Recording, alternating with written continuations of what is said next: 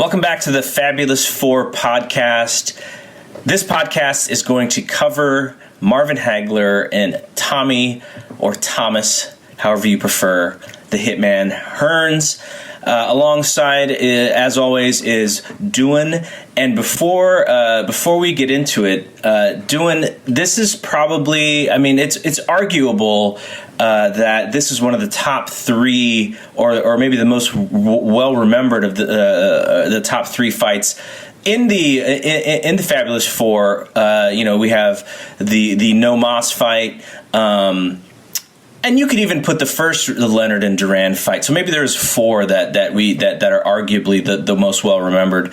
And then this fight, and then the fight that's going to be the subject of the following podcast after this one, which is Ray and Hagler. Where would you put this? Like when you were growing up and really learning about boxing, this fight always stood out from a lot of fights as maybe the best action fight of all time, maybe the best action prize fight of all time, the best big fight of all time, or whatever. But there was always there were always historically other fights that you could talk about them that were as well remembered. But in this period, where would you rank this one with the others?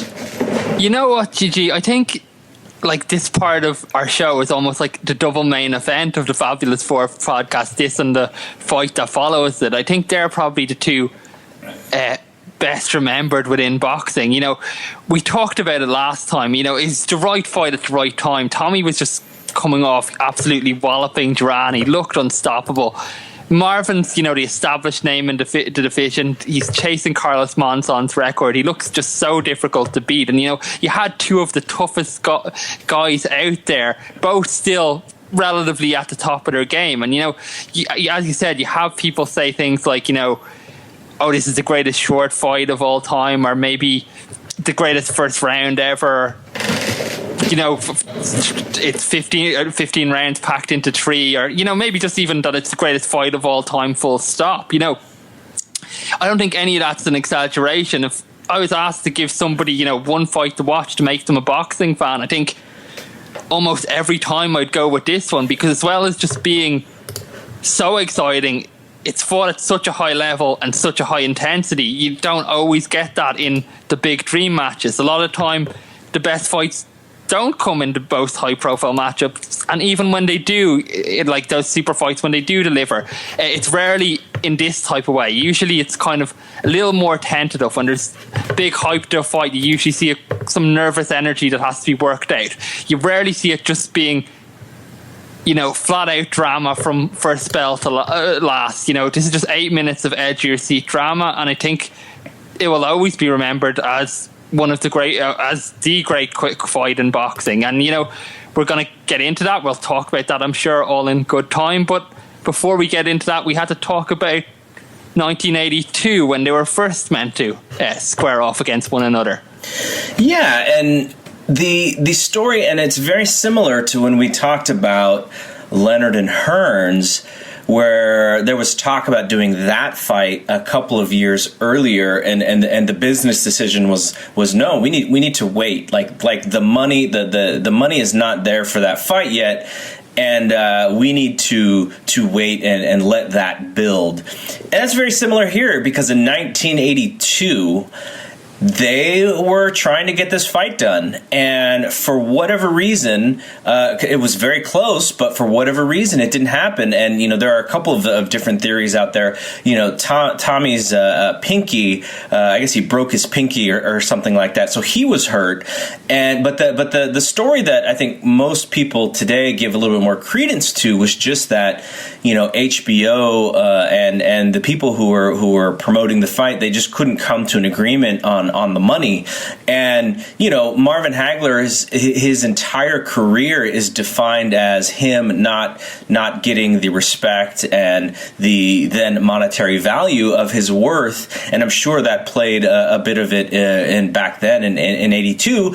And but in 1985, waiting 3 years, it's really the perfect timing. And so while they couldn't get that fight done in 82, doing it in 85 was actually the best case scenario for both guys. Yeah, well, like the original deal, there was a 3-fight deal struck between Hagler's people and Manny Stewart and his Kronk fighters, and obviously it was meant to culminate with the Hearns fight, and it was a disaster right from the get-go. The first fight was meant to be against Mickey Goodwin in March of '82 in Italy, and Goodwin ended up breaking his hand, so they brought in the second guy, which was Caveman William Lee. They subbed him in. They moved to fight to Atlantic City, and Hagler knocked him out in the first round. So then they tried to go back to the Goodwin fight. Goodwin was still not cleared to fight, so they were going to move right on to Tommy's bout, and that bout was scheduled for May 24th, 82 in Windsor, Ontario. And I think, it did get as far as like tickets being printed up and posters being printed up and things like that, and they're all ready to go. But what happened ultimately, I think, was HBO had ties already to Hagler for his next fight, and Arum wanted to sell it through a different route, and because the contract with HBO was in Top Rank, Bob was trying to sell the fight to other means through Bob Arum Enterprises instead, and HBO were obviously a little bit miffed being cut out of the loop on that one, and the judges agreed with them. They ruled in their favour after the initial postponement with Tommy's finger. The judges ruled that, HBO had a say in this fight, and then the bout was scrapped altogether because of that. And as you said, Marvin was pretty mad about it. He looked at it as Tommy was complaining about a hurt baby finger when there was $2 million on the line. Well, as you said, when the fight came back around the second time in '85, it came with a bit of inflation on the payday, and both of them ended up making out like bandits because of it. So, thankfully for them, and maybe Marvin could possibly still be upset about that today. He seems to find over the course of his career, he seemed to find lots of things to give him that extra edge, to make him upset, to give him that focus.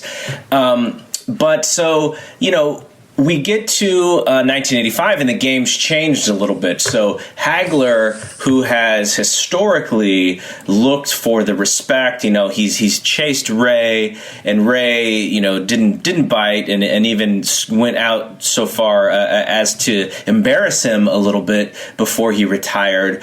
But in the early 80s, Marvin Hagler is starting to get the proper acclaim. He wins the middleweight title from Minter, and then he beats Antiformo, who he couldn't beat the first time in what many people believe was just a horrendous decision. And so he's finally getting the acclaim. He's getting on HBO, and then he goes up against Roberto Duran, in which is his sort of the money fight, the box office fight that he'd always wanted. And coming out of that fight, Marvin looks a little not as much of a killer as people thought. And because Duran is coming up in weight, the fight looks very much more as Roberto Duran has a great fight. Marvin Hagler maybe not as good as everybody was saying that he was. And so you have this thing with Hagler, which is it's 1983, and he's only probably 28 years old or so. And people are already thinking wow, we've been hearing all of this stuff about this great champion Marvin Hagler, and he can't even put Roberto Duran away. And so, there a lot of this stuff is building around Marvin as maybe not being the best guy anymore. And on the flip side, you have Hearns, who from his loss to Sugar Ray Leonard in 1981 up until this fight with Marvin Hagler, he wasn't necessarily destroying everybody, because he went through a period of 3 fights from 82 to 84 where he didn't really fight that often, but he didn't finish anybody, and so there was worries about his power. But then after Marvin beats Roberto in a fight that people don't think he looked too great in. Tommy destroys Roberto Duran. And so now everybody is back on the Tommy train of, okay, this is his time. This is his, this is his time to be the best guy. And so we have this, in the buildup, we have this mix of, is Marvin as good as he thought? And maybe Tommy is better than we thought. What do you think about that whole dynamic to the buildup of this fight? Yeah, I think what you're saying is right. And I think it kind of frustrated Marvin a lot because I think he felt Tommy was becoming overconfident because he was looking at the job he done on Duran and comparing it to what Marvin done. And, Marvin's approach on that was just like, well, you should have fought the winner and not the loser of that bout and things would be different. So he viewed Tommy as like, okay, he's a dangerous opponent, but he's coming in with a false sense of confidence. And, there was also those who, there was many who believed that Tommy was, the right guy at the right time to take Marvin out. He was getting on a bit, but there was also those who maybe felt, as he said, that Tommy was still improving at the weight. He'd had 5 fights that stage at middleweight, and 3 of them had gone to decision. And two KOs he wasn't particularly impressive about. And there was still the lingering issues from when he broke his hand previously that we talked about. So there was some worries that maybe Tommy's power didn't carry at 160 the way it would at 154 or 147, and maybe Marvin would be able to take his punch, but at the same time, he was the guy with the buzz behind him, and Marvin was the guy who, whether fairly or not, people were starting to see as on the come down a little bit.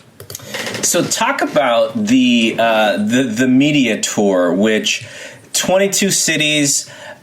We'd kind of talked about it before a little bit in that, Thomas Hearns is trying to be a little bit better of a self-promoter. He's hired a Jackie Callum to help him speak to the media. And I forget the line, but it's something like she told him, Tommy, whenever you want to say the word motherfucker, like say instead, or something like that. It's something like that. I wish I wrote it down so I could remember. But so Tommy's becoming a little bit more of a promoter, and Marvin has not really ever been comfortable in that role. Like a lot of times, he wouldn't even really speak to the press, and he blamed the media a lot for the reason why he wasn't respected. So there's this interesting dynamic with both guys who look at building a fight a little bit differently, and so they do this 22 city media tour, and it's a game of one-upsmanship. There's 2 jets, and the better of the jets, I forget who goes first, but maybe it's Marvin goes first, and he's on the better of the jet. And when they cross to halfway across the U.S., they were going to switch, and the person who was in the jet that wasn't as good was then going to be able to use the better jet. So there's this one-upsmanship going involved. To talk about the tour, because it's a really funny story, but it makes sense just based on the idea of how competitive these guys are with each other. Yeah, the fight was finally announced in New York in December, and immediately they went on that tour in January and February. It was a 22-city tour, and Tommy, as you said, had been getting public speaking lessons through Jackie Callan, who handled Krog's media, and people seem to think it had an immediate effect. He went into the salesmanship role, as you kind of said he did, and Marvin just kind of looked at this as being Tommy being very disrespectful to him and what he'd achieved so far in his run. And Marvin didn't mind this so much, but it was like in terms of he liked to hate his opponents going into fights. He liked to kind of wind himself up and be in a bad mood when he had to take somebody on. But at the same time, being stuck on this 22-city tour, he was just getting madder and madder as, the jabs kept coming out from Tommy in city after city. And yeah, there was that story about the jets. I think the deal was Caesars was loaning them one jet and Aram was hiring another one. And the one Aram hired wasn't quite as nice as the one Caesars had given them. And Marvin had the better jet initially. When it came time to switch over, he wasn't having any of it. And then once Tommy heard that Marvin wasn't willing to switch, he was like, well, I want the better jet as well. So Bob had to go and hire another jet exactly the same as the first one to bring them through the rest of the tour, or would have all fallen apart. that story is so great. So they start their camps, and Marvin is training in Palm Springs, which is a little different for him. Tommy is training in Miami.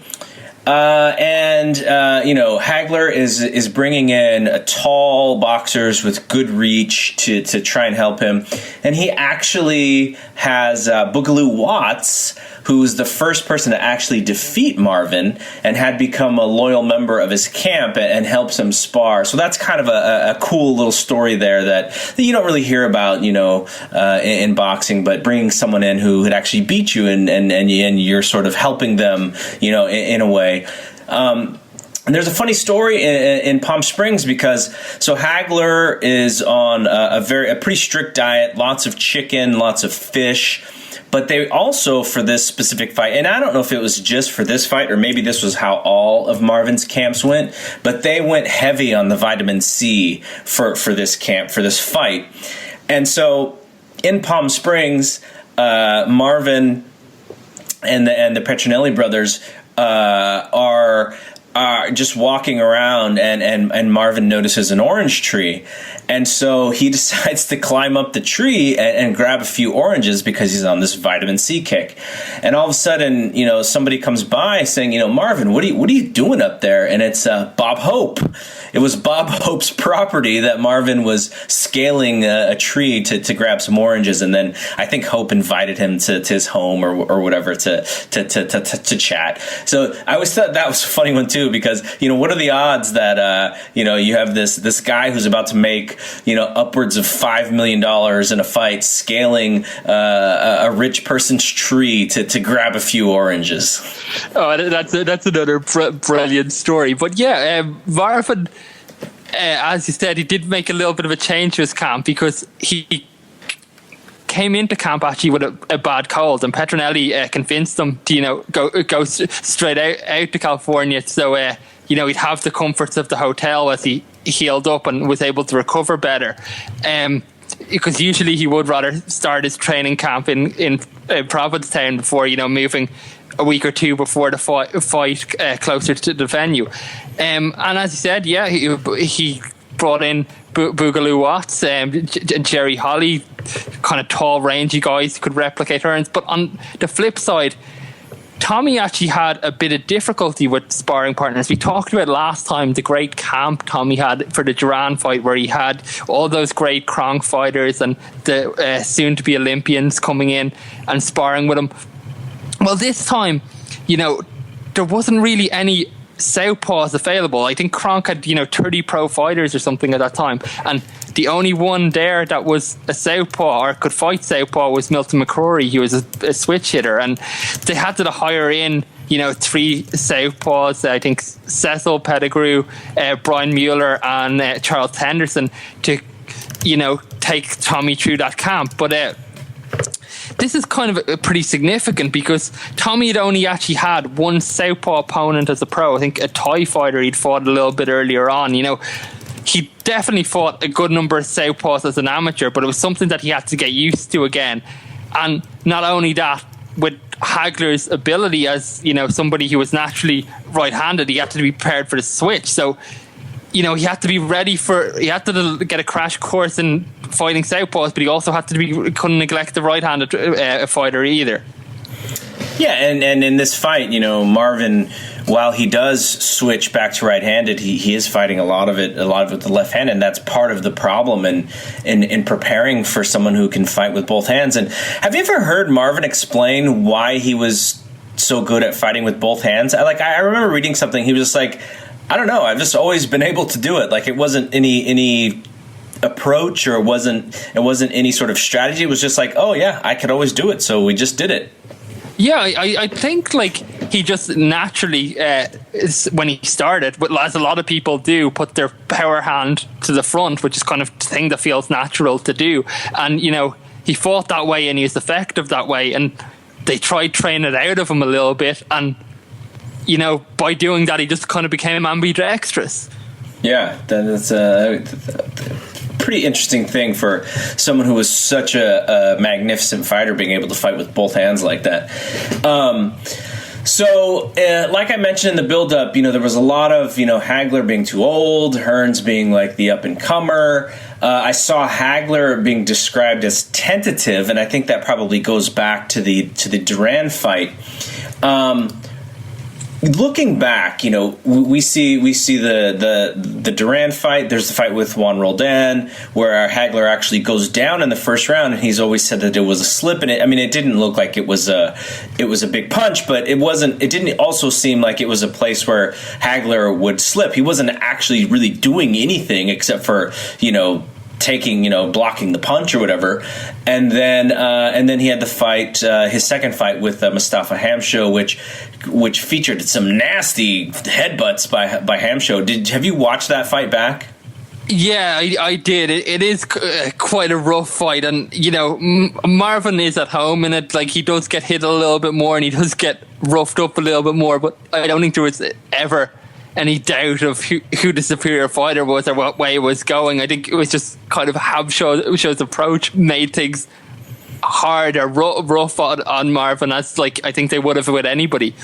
So do you think, after watching those three fights specifically, do you think Marvin had changed his style at all and was maybe a little bit more worried about the way he was fighting, because he always had his eye on the bigger fights, which was going to be Tommy, but though Duran was also a big fight for him, and the possibility of Sugar Ray sort of just maybe it wasn't as much out there now as it had been in the past. But did you see a change in the style, or was it just him getting older? Like, what do you attribute to that happening to him? I don't know.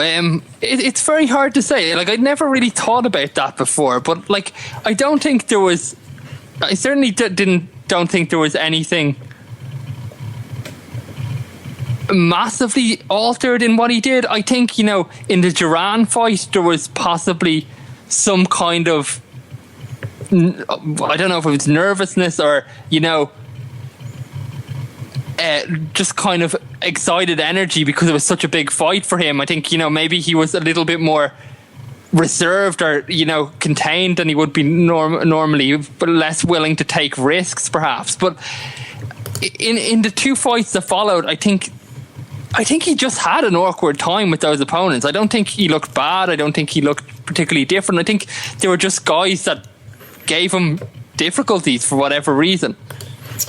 So I'm going to read some quotes from both guys, from both camps actually, because Marvin definitely realizes that these things are being said about him. So he tells Sports Illustrated, "People think that just because I didn't knock out Roberto Duran, that I'm ready to be taken. I'm going to show them that the monster is back. I went to school on Duran. From him, I got my master's degree. Starting now, I'm going after my PhD." So with that quote, I wonder if what he meant by I went to school on Duran. Does he mean that Duran was the veteran and showed him some things that maybe he didn't realize, that, Duran was more of the savvy vet in that fight than Marvin was? And then he also says, I'm going to show them that the monster is back. So he's actually acknowledging that maybe, in the last few fights, he wasn't himself. What do you think about that quote? Yeah, that's an interesting one. Maybe it's kind of a suggestion that he had to take a step back to take a step forward, or something to that effect. As you said, Duran was the guy who had the experience, the greater experience in that fight, and maybe he did just learn something about ring craft and how to fight, a championship fight, and when's the right time to scrap, and when's the right time to switch up strategy, and when's the time to make it rough, and different things like that. Maybe Duran taught him a little bit about that he felt he could bring into his game, like moving forward against somebody like Tommy, who wasn't as experienced as Marvin was.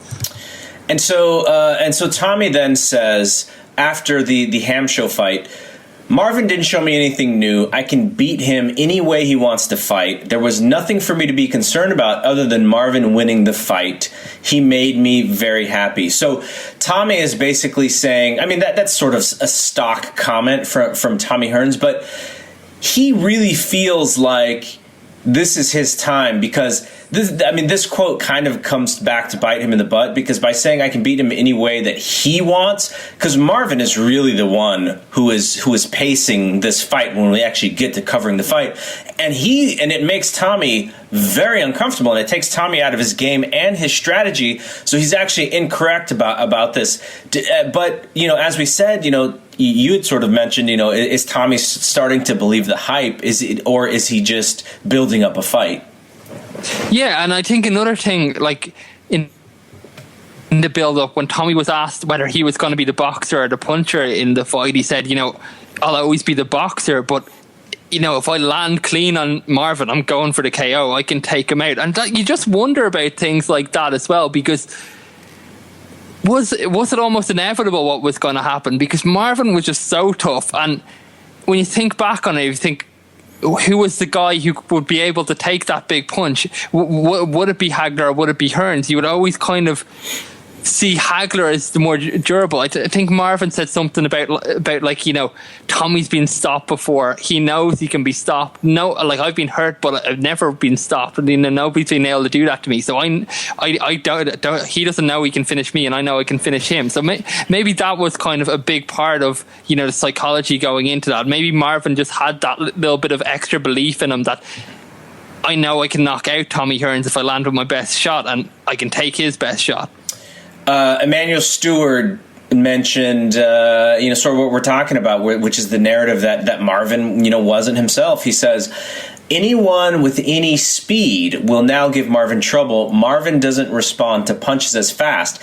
And if you watched the three previous fights, it definitely looks like that.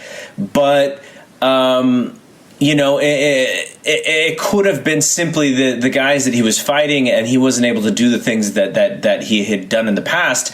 And then Hagler says about Hearns, this is the last Hagler quote before the fight. He ducked me for 3 years until he thought I got old. Well, I'm not old, and he's in for a hell of a beating. So again, acknowledging that there is this narrative out there that Marvin Hagler isn't the same person he used to be. Do you think Stewart really thought that Marvin was on the decline? I don't know. Could have been some gamesmanship. Another thing Stewart said, like leading up to fight week, was that he thought Marvin was training too hard, or because Marvin was still doing some sparring with Boogaloo Watts behind closed doors on fight week, and I think what Manny was saying was, by 6 rounds, Hagler's going to be done. He's going to have left it all in the gym. And, we learned from the Leonard fight, they stopped Tommy 6 days before the fight. They stopped him sparring. They said, we learned from the Leonard fight that we did too much in that one. This time we're going to get him tapered off early, and he's going to come in 100%. And, I guess the unfortunate thing for them in this case was that, they never got to see if Marvin would burn out after 6 rounds. And the last quote before we actually get to talking about the fight comes from Angelo Dundee, who was in Sugar Ray's corner the night that he beat Hearns, and he said, this thing that sticks out in my mind is the left hook Ray landed to Tommy's body in the 6th round. That turned the whole fight around. That kind of dig from Hagler can break a fighter in half. Those big, tall guys have a history of not being able to take a shot downstairs, and Hearns is going to take some vicious whacks to the body. And in the fight, as we're going to talk about, it definitely looks like the strategy early on is for Hagler to dig, but then it turns into just this tremendous brawl. And Hagler was still throwing some body punches, but just being sort of the fighter who is a little bit closer to the ground. The digs that he was talking about, he was landing those, but Tommy, was throwing from the top, and he was like throwing like overhand, like fastball, like right hand. So and I think actually, like early in the fight, with the big shots that Tommy lands is actually, Marvin is concentrating on the body, and he's concentrating going for those body shots, and he leaves himself open up top to, the uppercut quite early in the first round, and then the shot that cut him as well. So the fight begins, and Stewart definitely wants Tommy to box. He wants Tommy to move. He wants Tommy to use his length to create space, to punch from the outside, and to make Marvin work.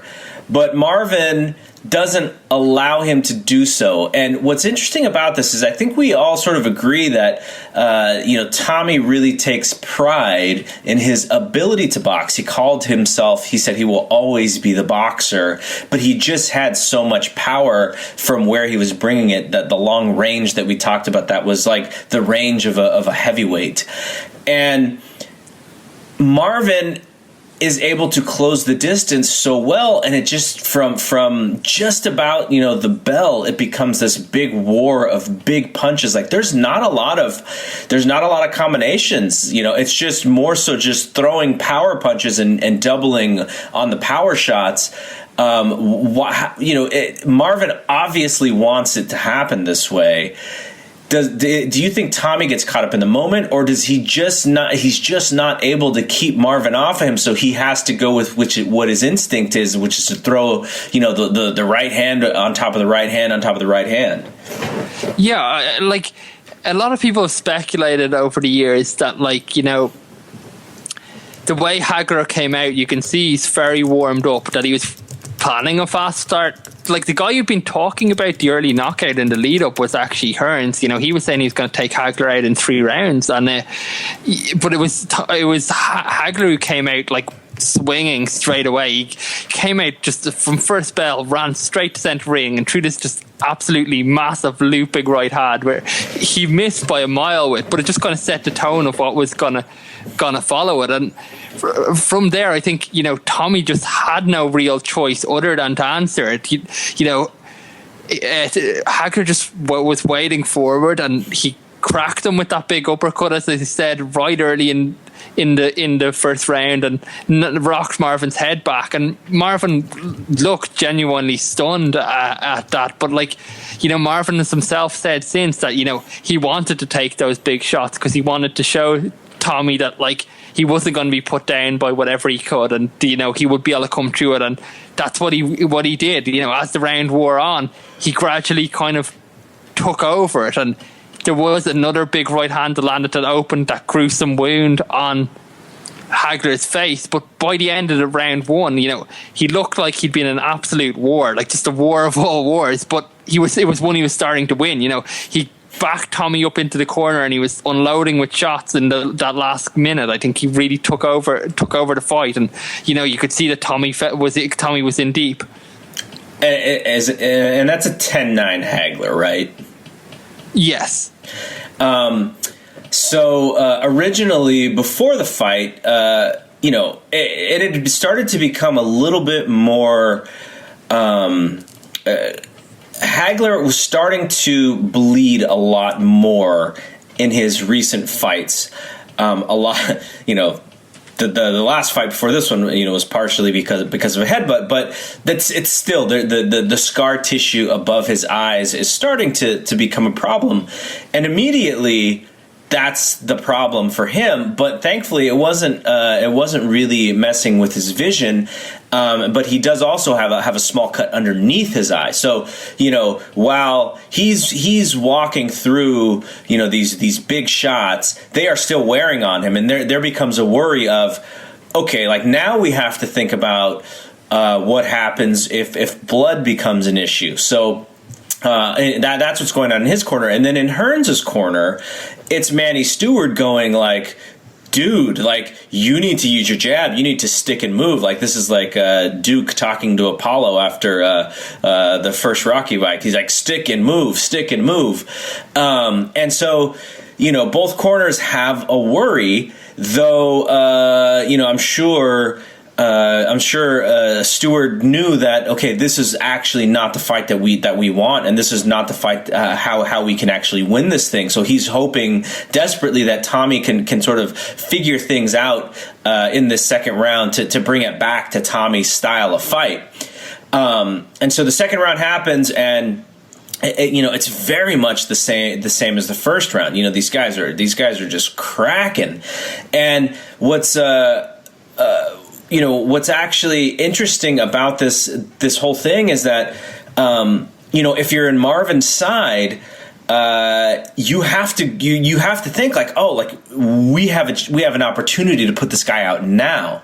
And if you're on Tommy's side, your idea is, we need to stretch this thing to work this cut and to give our guy, the opportunity to get his legs back, because it's very clear that in round 2, Tommy Hearns does not have his legs. Yeah, all at the end of the first round, all the focus in the corner is on Hagler's cut, and rightfully so. It was a really, really bad wound, and I think possibly if it had been an inch to either side over one of the eyes, that would have been enough to stop the fight in itself. I guess Marvin just got lucky at where it was, because it wasn't really affecting his vision, as he said. But I guess what was lost in all that was, Tommy told Manny Stewart during that minute break that he'd broken his hand. Yes, and we've talked about Tommy's hand issues in the past, but everybody was so busy looking at what's going on with Marvin, they didn't realize that. And I think Tommy did try, after Manny kind of urged him to box a little bit. I think Tommy did try start that second round on the back foot and not get drawn into scrap. He was popping and moving a little bit at the start of the round, but I think doing that, he just didn't have the power to keep Marvin off. Marvin was just bull rushing him, so I think he had to stand and fight, stand his ground and fight again, dig his heels in and start throwing the big shots and trying to do some damage. So, like I said, there's no possible way that we can really describe what's going on. Like you have to watch the fight. What I think is interesting about it is Michaels and Bernstein are so excited that they kind of forget their roles, and they're both calling the action, and they're both stepping on each other in certain, like a big punch happens and they both scream like, oh, like they both scream at the same time. So you like, it's not really audible like what they're saying because they're talking over each other. But so the third round comes, and Richard Steele actually steps in and gets the doctor to look at Marvin's cut. And the way that Marvin describes this meeting is that the doctor comes in and says, something to the effect of, can you see? And Marvin goes, no problem. I ain't missing him, am I? And I think there's like a bit of a debate on whether or not he actually said that, or whether or not he said that maybe in the post-fight interviews or whatever. But what do you remember about that moment? Yeah, I think, it was only about 20 or 30 seconds into that round that the doctor was called over. And Marvin had to known at that point that, maybe he's on borrowed time. I know that the cut man who worked Hearns' corner said, if Hearns had hung in there another 2 rounds, that fight would have been stopped. It was just getting too bloody, and there's no way they could have kept Hagler in there for that much longer. So Marvin probably felt that, okay, if I'm going to get this job done, I have to do it now. And of course, as soon as they restarted the action, he was like a bull in the china shop. He just ran across the ring and just started launching the big rights and big lefts and trying to take Tommy's head off with every punch he was throwing. And at that time, as you mentioned in the previous round, became really evident this time. Tommy's legs weren't with him at all. He was trying to backpedal away, and he just didn't have the power in his legs to kind of create distance between him and Hagler. I think Marvin caught him with one shot high, maybe around the temple or something, that staggered him back, and Tommy kind of stumbled back against the ropes or something, and Marvin just charged after him, and he didn't look ready for it at all. One or two more big right hands, and down he went, and it was quite clear he wasn't going to be able to continue on the fight. He did beat the count, but Richard Steele looked at him. He barely beat it. He made it up at 9, and Richard Steele made the right decision by not allowing it to continue. So I have a question for you from a boxing standpoint. Now, I think one of the main complaints about Hearns when he lost to Sugar Ray was that he couldn't clinch, and he couldn't hold on and stop the barrage of punchings that was coming. Do you think that he should have tried to do that here as well? Should he have held on?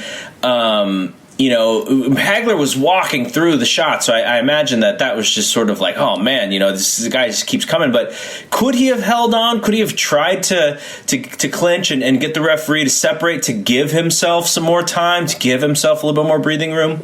I don't think so, because when they were in close on the inside, Marvin was killing him. He didn't stop throwing punches. He was just swinging away with the hooks to the head, and I think physically he was just not strong enough to hang in there on the inside of Marvin. I think he was going to take damage even if he did.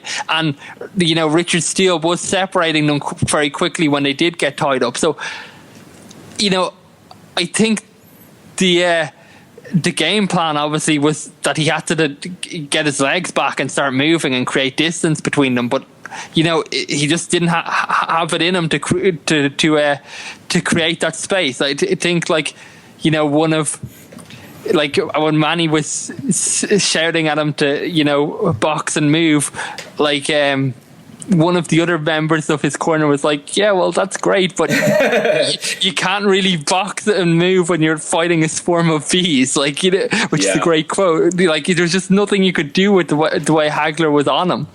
Right. So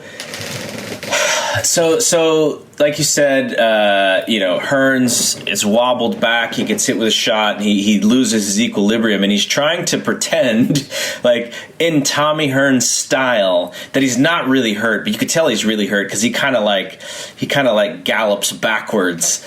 And then Hagler just comes in, and the next shot just looks like it just destabilizes Tommy. It almost crippled him. The change of expression from before he gets hit to where he gets hit, it just becomes immediately he's out. And so fight's over, and Emmanuel Stewart on the Legendary Nights Tale of Hagler Hearns said that he felt a massage weakened Hearns' legs during the fight and led him to adopt a more aggressive approach than he normally would. I call BS on that, but I don't know how massages would have an effect on somebody. Maybe his muscles were too loose or something. What do you think about that statement? Yeah, I don't know. To me, that sounds like an excuse. I'm always a little bit hesitant to believe anything like that when you hear anything like that in the aftermath of a fight. But, what Stewart did say about Hearns was, after that first round, his hand was gone and his legs were gone. And it was just courage that was holding him in the fight. And maybe that was true. Tommy didn't ever use the hand as an excuse. It actually, he didn't say anything about it post-fight, and he didn't even go to the emergency room to get it x-rayed or anything like that. He waited till he got back home to Detroit because he didn't want to diminish anything from Marvin's win, which, that kind of just shows you the type of guy Hearns is. He didn't want to take anything away from the victor because he went out there and gave it his best shot, but Marvin was just a better guy in this fight. Here's something interesting to me. It would seem that even though Marvin clearly won this fight, it would seem that a rematch would have been an easy sort of idea, because still in 1985, Ray Leonard is not really on the radar, and they go from each guy. So Tommy's next fight after this fight is against James Schuler, and that's almost a year later. So that's March of '86, and he beats Schuler for Schuler's title, Schuler's middleweight title, and then Schuler actually passes away like very soon thereafter. And then Hagler's next fight is in 1986 as well. Is it on this? It's like on the same day. Like I think that they both had their next fight, or very close. And I think the idea was that that they could build towards, or like, Schuler was, I think, either mandatory or approaching mandatory at the time, and they just couldn't sell him because nobody knew who he was, so they put him in with Tommy, thinking, maybe they could, if he got the win, maybe then he'd be ready to fight Marvin, right. or maybe they'd be interested. But what you were saying with the rematch, that, I look at that fight and think, wow, obvious rematch, and you've also got the story, which Tommy didn't use the excuse of the hand, but you always have that story of, he had an injury or his legs were gone or whatever. There's plenty of reasons you could give enough doubt to create a rematch. But Arum said himself that he couldn't put the way it was finished, and it was so decisive that he couldn't have sold a rematch for it. And even though it was such a successful fight, which I just always found that kind of curious. Yeah, it seems like they're still with Leonard out. Outside of the heavyweight division, they're still the two most marketable fighters in the game. And I mean, there is a quote, and maybe one of them or both of them didn't want it, because there's that quote, I think, after the fight, because Tommy, one of the things I think that Hagler really respected about Hearns was, after the fight, Hearns was so gracious about the loss, and said something to the effect of, Marvin, if you go up to light heavyweight, you clean out light heavyweight, and I'll stay down here in middleweight, and I'll clean out middleweight. And then Marvin said, "No, why don't you go to light heavyweight?" So there was some playfulness between them. But maybe neither of them wanted it again. Maybe they that was good enough. But just the fact that Hagler was so adamant about him deserving these big money fights, I find it hard to believe that this wasn't in his mind. Yeah, but you talked about maybe neither of them wanted it. If there's one person who definitely at this stage didn't want it, it was Ray Leonard, because I think what he said after this was, if I ever needed a reason to stay retired, that was it. and yeah, so sort of the post for Hagler is that he beats John the Beast Mugabe, and it's at that fight that Ray Leonard says, I can beat him. And he calls Mike Trainer, and it sort of kicks off. It kicks off the whole thing. And it's only a month. It's only a month, maybe close to 2 months, where Leonard actually makes the official announcement, and says that he's going to fight Hagler. So, and that is going to be the main event for the next Fabulous Four podcast. Is there anything else that you want to say about Hagler Hearns before we get out of here? Well, I think we've said all we need to say about the fight itself, but I guess just in terms of Marvin's performance in it, I think this is probably the bout he'll be always remembered for as the highlight of his career. We talked about he had that down period where maybe people thought he was over the hill, or maybe he wasn't as great as he'd been made out to be. I think this is the fight really that cemented him forever as one of the great all-time middleweights. But I guess, one of the recurring themes of this series has really been that how quickly fortunes can change. We saw here with Tommy, he went from being on top of the world after beating Duran to actually just being literally carried out of the ring by his team in this fight. And, we saw it a number of times with Duran. And, we also see it with Marvin, because, the next time on the Fabulous Four podcast, we're going to be talking about his last ever fight. He had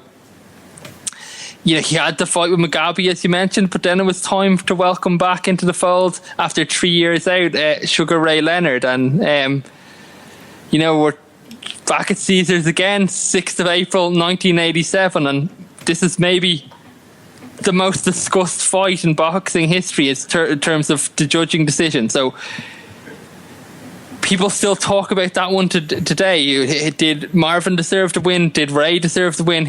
We'll try to get to the bottom of that next time. Talk about a fight that I am both looking forward to and not looking forward to scoring again. I almost don't want to know how I feel about this fight today, which is I haven't scored this fight in quite a long time, but I remember when I was watching it, I thought Leonard pulled it out, and a lot of people, I was just a kid, but a lot of people looked at me and were like, you're crazy. There's no way he won this fight. So we'll see. I'm very interested to see how we both score this fight as we talk about it. Yes, so am I. It's been a few years now since I've watched this fight, and I think I actually, last time I did watch it, I think I scored it for Marvin. So we'll see if that remains the same. All right, so appreciate everybody listening in for Duan. I am Double G. This is the Fabulous Four podcast. We will see you next time. Peace out.